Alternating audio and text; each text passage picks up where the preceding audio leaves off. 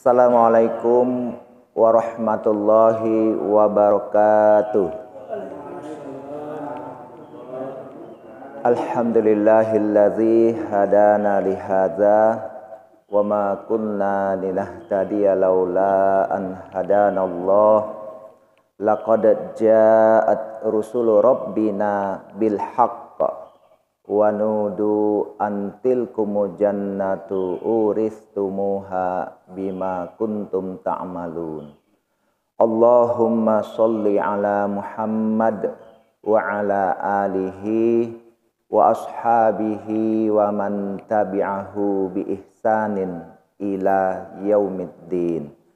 Alhamdulillah, pada kesempatan subuh ini saya ingin menyampaikan mengenai indikator kebahagiaan. Hidup bahagia adalah dambaan semua orang. Namun tidak sedikit yang tahu apa indikatornya. Berikut ini saya menyampaikan 7 indikator kebahagiaan menurut Ibnu Abbas radhiyallahu anhu. Yang pertama adalah hati yang selalu bersyukur. Hati dulu yang selalu bersyukur atau qalbun syakur. Artinya selalu menerima apa adanya, qanaah. Sehingga tidak ada ambisi yang berlebihan. Tetap ambisi ada, tapi tidak berlebihan, yang sampai melampaui batas kemampuannya. Senantiasa tawakal, tawakal, bersandar kepada Allah, kembalikan kepada Allah. Fa iza azamta fatawakkal 'alallah. Tidak stres karena dia kembalikan kepada Allah. Nah, inilah nikmat bagi hati yang selalu bersyukur. Selalu bersyukur. Dalam Al-Quran Allah Subhanahu wa ta'ala berfirman, "Fadhkuruni azkurkum washkuruli wala ta'furun." Maka hendaklah kamu mengingatku, niscaya aku akan mengingatku. Washkuruli, dan bersyukurlah kepadaku. Wala takfurun, dan jangan kalian mengingkari nikmatku. Jadi selalu mensyukuri nikmat Allah. Sekecil apapun. Dan kesyukuran ini adalah bagaimana kita memanfaatkan nikmat itu sebaik mungkin. Itulah yang berkah. Dalam ayat yang lain juga Allah berfirman, Allah berfirman, wa in ta'uddu ni'matallahi la tuhsuha. Dan jika kamu menghitung-hitung nikmat Allah, kalian tidak akan bisa mengetahui betapa banyaknya. Ini seakan-akan kita ini kewalahan untuk bersyukur. Harusnya kita selalu senantiasa bersyukur. Senantiasa bersyukur kepada Allah. Nah, kemudian Allah Subhanahu wa ta'ala berfirman dalam surah An-Nahl ayat 18. Wa in ayat 18 yang bukan surah tadi yang ayat 18 yang tadi yang surah An-Nahl. Kemudian di surah Ar-Rahman Allah Subhanahu wa ta'ala berkali-kali sampai 31 kali menanyakan kepada kita, fabi ayyi alai rabbikuma tukadziban. Maka nikmat Tuhan kamu yang manakah lagi yang kalian mendustakan. Maka mudah-mudahan kita tidak mendustakan nikmat Allah ini. Dalam ayat lain juga Allah berfirman, la in syakartum la azidannakum wa la in kafartum inna azabi lasyadid. Sungguh jika kamu mensyukuri nikmatku, maka aku akan tambah nikmatku. Karena kalau Allah memberi sesuatu, kita syukuri kan rasanya enak. Orang akan beri. Sama dengan kita. Kita memberi sesuatu kepada siapapun, ya. Kalau dia syukuri, dia manfaatkan dengan baik, kita akan berikan lagi. Ini Allah. Allah yang menyatakan, aku akan tambah nikmatku. Ya, akan tambah nikmatku. Dan nikmat dari Allah tidak akan berhenti. Ya, Allah Maha Kaya. Ya. Tapi sebaliknya kata Allah, wala in kafartum inna azabi lasyadid. Sungguh jika kalian mengingkari nikmatku, ya sesungguhnya siksaku amatlah pedih. Dari ini berarti wajib wajib mensyukuri nikmat Allah. Inilah qalbun syakur, hati yang selalu bersyukur kepada Allah. Nah, makna syukur, kata syukur itu berasal dari kata syakara. Syakara itu artinya terbuka. Syakara. Lawannya kafarah tadi. Washkuruli wala takfurun. Bersyukurlah kepada aku, jangan kalian kafir. Kafir dari kata kafara itu tertutup. Ya, jadi bersyukur itu terbuka. Dia menerima. Nah, di Arab itu ada sebuah pohon. Ya, sebuah pohon yang namanya pohon syakara. Pohon syakara ini kalau awan saja lewat di atas, belum turun hujan, belum sampai turun, dia sudah bertumbuh dengan baik. Sudah tumbuh dengan baik. Ya. Nah, disinilah perlunya kita senantiasa mensyukuri atas nikmat Allah Subhanahu wa Ta'ala. Yang kedua adalah pasangan hidup yang soleh. Pasangan hidup yang soleh atau al-azwaju solihah. Ya, pasangan yang soleh.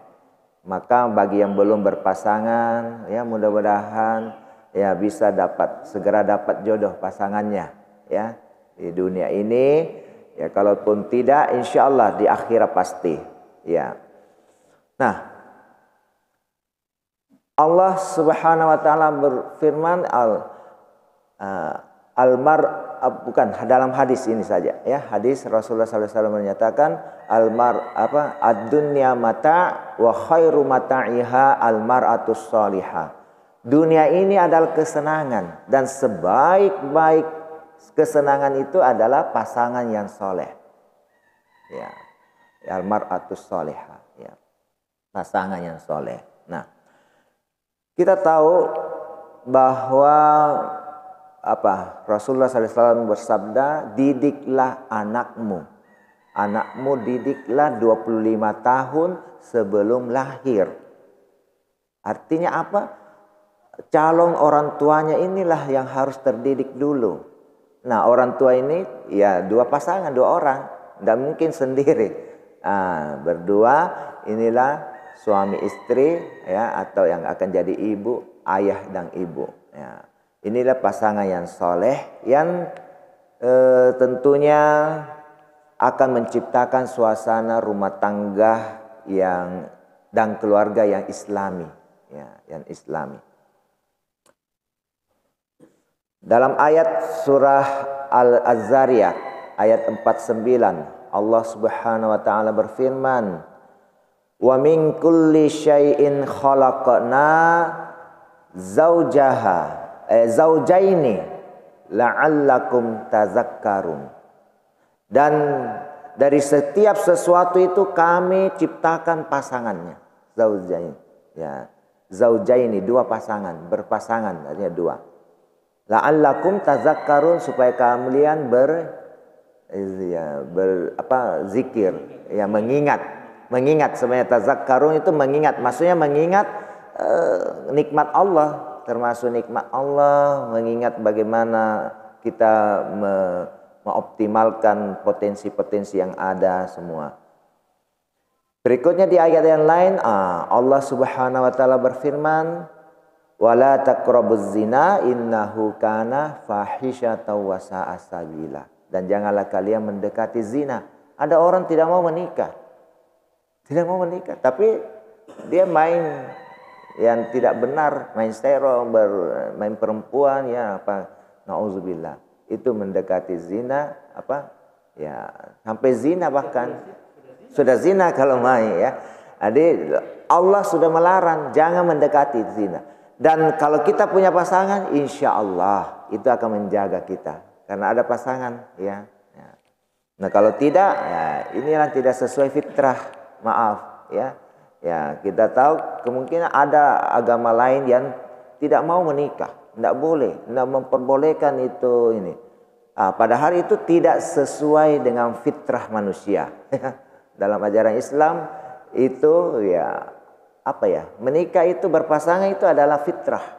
Dan nenek moyang kita Adam alaihissalam itu sejak dahulu ya kesepian, maaf sendiri. Akhirnya minta ada pendampingnya. Itulah diciptakan Hawa, Siti Hawa ya.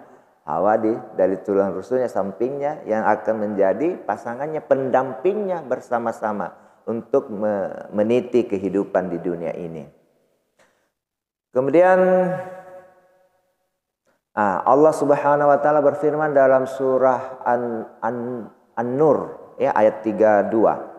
Wa ankihul ayyama minkum wassolihina min ibadikum. Dan nikahkanlah orang yang sendirian di antara kalian. Ada yang masih sendirian? Ustaz Didik, ada juga siapa nama? Hamzah. Insyaallah mudah-mudahan bisa dapat pasangan ya. Insyaallah. Dinikahkan, kalau tidak kita yang carikan. Ya, as-salihin min ibadikum, yang saleh, yang dari hamba-hamba kamu. Wa imamikum.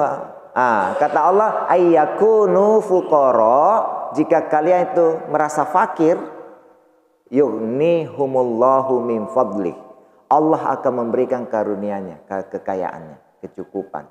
Jadi kalau orang belum menikah rasanya habis itu hartanya, iya, tidak ada tersimpan. Kalau orang sudah menikah, insya Allah tersimpan. Ada mulai rumah atau apa, walaupun dia cicil. Ada perabotan, alat rumah tangga, alat kendaraan apa, itu lama-lama ada apa ya. Anak, insya Allah. Anak itu investasi yang luar biasa. Ya, nanti kita akan bahas itu. Min fadlih, ya. Wallahu wasi'un alim. Dan Allah itu maha luas karunia-Nya dan maha mengetahui ya. Kemudian yang ketiga dari pasangan, yang ketiga adalah anak yang soleh atau soleha ya, atau disebut al-auladul abrar, anak-anak yang baik, yang soleh, soleha. Ini juga bagus, karena kalau anak kita, waduh ya Allah susah, rasanya pusing ya. Pakabalis sih kata orang Makassar. Ya, soalnya gimana? Ya, bikin apalah ya. Ya, nauzubillah. Maka maaf. Ketika kita berhubungan suami istri, jangan lupa berdoa, minta pada Allah ya keturunan yang saleh, minta berlindung dari godaan syaitan. Jadi sebelum lahir anak itu sudah didoakan. Sampai dia lahir didoakan lagi ya. Nah, dalam surah yang biasa kita baca doa, surah Ali Imran kalau nggak salah ya. Rabbana hablana min azwajina wa dzurriyyatina qurrata a'yun. Rabbana ya Allah, karuniakanlah ya kepada kami dari pasangan kami, wa dzurriyyatina, dan keturunan kami ya. Ya. Qurrata ayun. Makna qurrata ayun itu penyejuk mata. Penyejuk mata. Jadi senang, damai, kita tenang, tentram ya. Qurrata ayun. Wa ja'alna lil muttaqina imama. Dan jadikanlah kami bagi orang yang bertakwa itu sebagai imam. Ya, imam. Minimal imam dalam rumah tangga kita. Nah, doa anak yang soleh kepada orang tuanya itu dikabulkan, dijamin dikabulkan oleh Allah Subhanahu wa taala. dan menjadi amal jariah. Menjadi amal jariah. Ya. Jadi ini. Nah, berbahagialah orang tua yang memiliki anak soleh atau soleha yang akan menarik orang tuanya ya ke surga. Ya. Tapi sebaliknya mudah-mudahan kita berhindar dari itu. Ya, anak yang bisa menarik kita ke dalam neraka. Makanya didik anak ini. Jadi orang tua yang sudah punya anak, ya mari didik baik-baik sejak kecil. Ya. Jangan tunggu sudah dewasa agak sulit lagi ya. Sejak kecil itu anak masih gampang lah untuk diatur ya. Ya. Sambil kita berdoa kepada Allah. Ya. Nah, jadi anak juga ini anak yang soleh ya, anak yang gimana ya? Tidak boleh mengatakan cis kepada orang tuanya. Itu tidak boleh. Ya. Apalagi sampai membentak orang tuanya. Apalagi sampai ya mungkin mengadukan orang tuanya ke pengadilan. Ada sampai begitu ya. Ya na'udzubillahi min dzalik. Ini tidak boleh. Ibunya sudah mengandungnya dengan susah payah ya, menyusui dan mengasuhnya. Ya. Kemudian yang keempat, ya tadi anak yang soleh, soleha, insyaallah. Adalah lingkungan yang kondusif untuk iman kita. Ya, atau al-bai'atu salihah. Al-bai'ah. Bai'atu, bi'ah. Ya, al-bi'atu, bai'ah. Ya, tapi mungkin jamaknya al-bi'ah, bi'ah. Bai'atu, bi'ah itu lingkungan yang salihah, yang baik. Ya. Rasulullah SAW menganjurkan kita ya untuk selalu bergaul dengan orang-orang yang soleh. Orang-orang yang soleh yang selalu mengajak kepada kebaikan dan mengingatkan kita bila salah, bukan hanya membiarkan ya, mengajak kepada mengingatkan juga. Makanya ya mari kita terima juga kalau dinasehati ya. Ya. Para sahabat kalau bertemu ya sesama mereka itu berlomba-lomba menyatakan ausini, ausini, ausini. Nasihatilah saya, nasihatilah saya. Kita ini biasa dinasihati gratis, marah-marah. Nauzubillah min dzalik. Jangan, mari kita terima ya nasihat itu kalau perlu.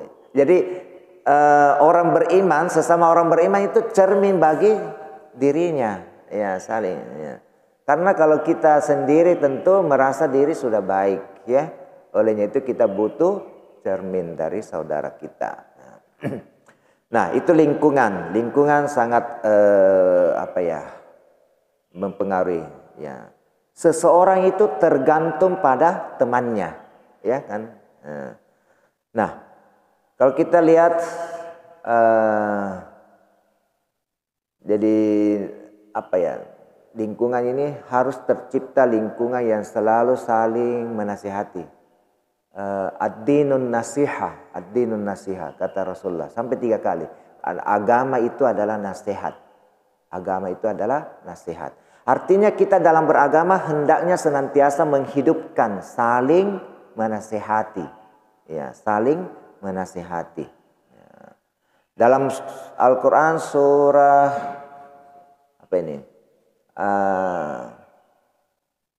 An-Nisa ya. Kalau nggak salah itu fazakir fa inna dzikra tanfa'ul mu'minin. Fazakir, maka berilah peringatan. Fa inna dzikra, maka sesungguhnya peringatan itu tanfa'ul mu'minin, bermanfaat bagi orang yang beriman. Jadi orang beriman bermanfaat insyaallah. Nah, dan itu dimulai dari yang terdekat di antara kita dulu. Jangan sampai kita banyak memperingati di luar kita, jauh keluar, tapi di dalam kita, di keluarga kita tidak. Dalam ayat Allah berfirman, wa anzir ashiratakal mukramin, akrobin ya. Wa anzir, dan berilah peringatan ashiratakal, keluargamu, akrobin yang paling dekat. Ya, keluarga yang paling dekat ya. Nah, kemudian di ayat yang lain juga Allah menyatakan saling tolong menolonglah kalian wa ta'awanu 'alal birri wat taqwa. Ya, dalam kebaikan dan ketakwaan. Ya. Nah, ini diibaratkan kita kalau satu kapal ya. Kalau kita tidak peringati bersama, karena ini bahtera kehidupan, kita harus saling peringati.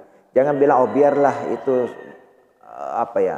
menghalalkan yang zina, miras, apa semua. Kita harus ini, karena kalau lingkungan kita rusak akan mempengaruhi kepada diri kita. Sama dengan di kapal. Kalau orang-orang di bawah itu merasa, aduh gimana ini, kita jangan mengganggu orang di atas. Baik, kalau gitu kita lubangi saja di bawah ini, supaya air itu kita bisa langsung dapat. Kita bisa tenggelam semuanya. Maka mari kita saling mengingatkan. Situlah lingkungan harus tercipta, dan itu di masjid-masjid, di mana saja ya, tetangga kita, mari kita ciptakan lingkungan yang baik ini. Ya.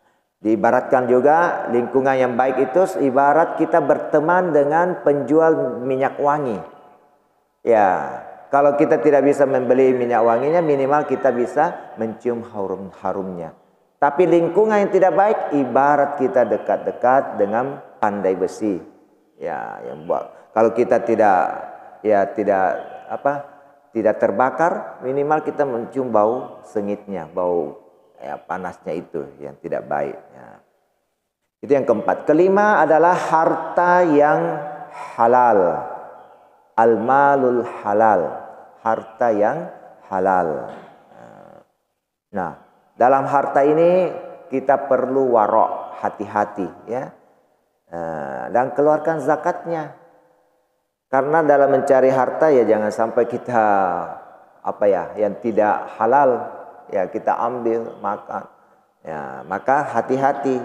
Ya, kehati-hatian kita selalu jaga, bersihkan dengan zakat juga sambil berusaha ya. Ya, dengan zakat ya, harta dan semuanya. Nah, termasuk jiwa kita ya. Itu akan mempengaruhi jiwa kita jadi bersih. Nah,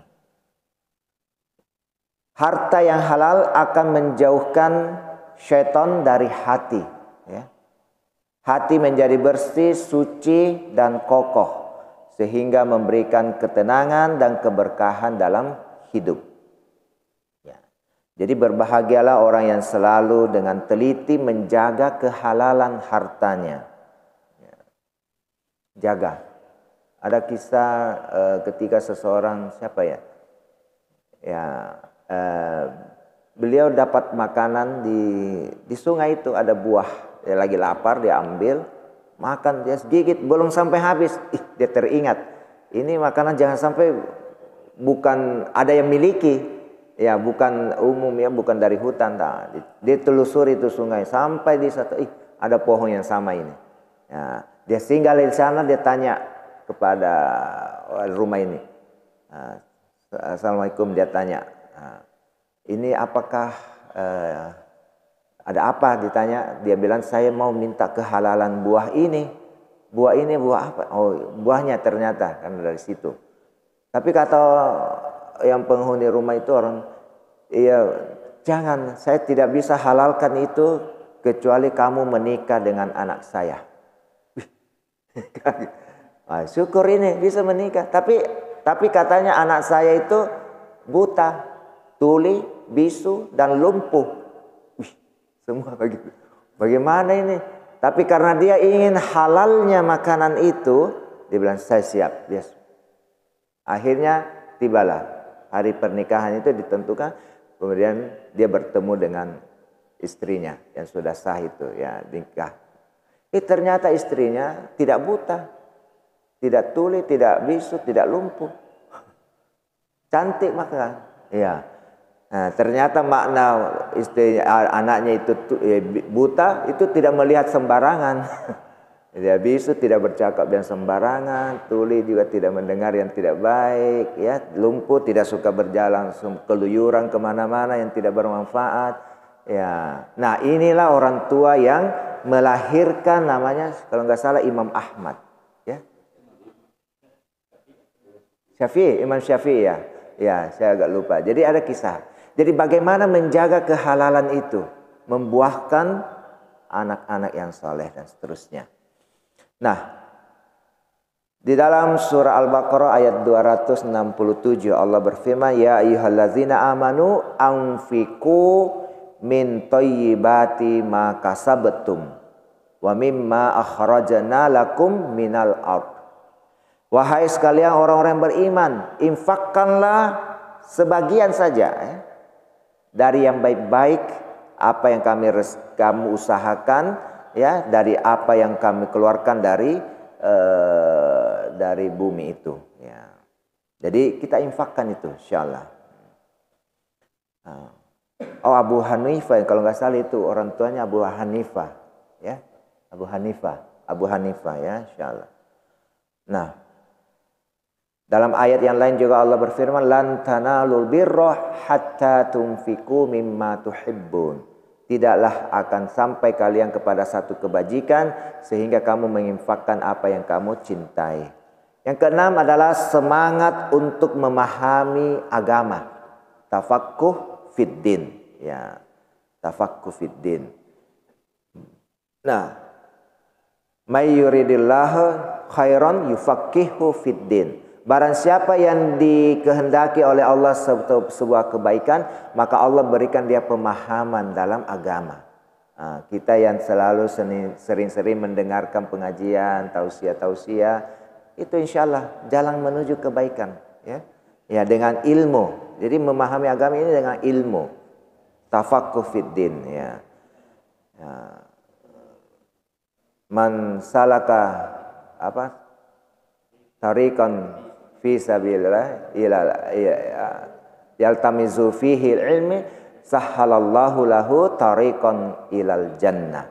Barang siapa yang meniti jalan menuntut ilmu, maka Allah akan mudahkan dia jalan menuju surga ya, akan mudahkan ya. Nah, dengan itu insyaallah agama, dan agama apa yang kita amalkan itu hendaknya didasari dengan ilmu. Kapan tidak ada, boleh dikata tidak sah. Jadi tidak boleh kita taklid buta. Harus tahu ada dalilnya. Dalam ayat Allah berfirman apa ya? Wala janganlah kamu berbuat sesuatu yang tidak kamu ketahui ilmunya. Ya. Inna sam'a wal basara wal fuada kullu ulaika kana anhu mas'ula. Ya. Ya, wala taqfu ma laisa laka bihi ilm, dan jangan kamu berbuat sesuatu yang tidak ada bagimu ilmunya. Inna sam'a sesungguhnya pendengaran, wal basara wal fuada, dan penglihatan dan hatimu, kullu ulaika kana anhu mas'ula, semua akan ditanyai pertanggungjawabannya. Artinya harus dengan ilmu ya. Nah, itulah mudah-mudahan kita paham ini.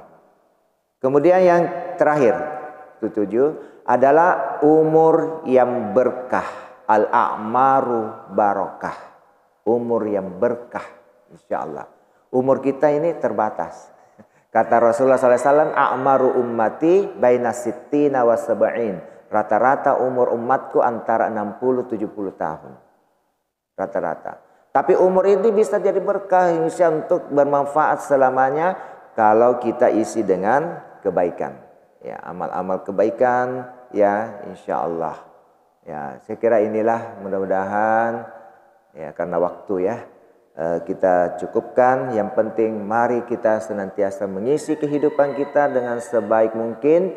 Insyaallah inilah akan membawa kebahagiaan kita di dunia ini, terlebih lagi di akhirat kelak yang selama-lamanya. Hadanallahu wa iyyakum. Wassalamualaikum warahmatullahi wabarakatuh.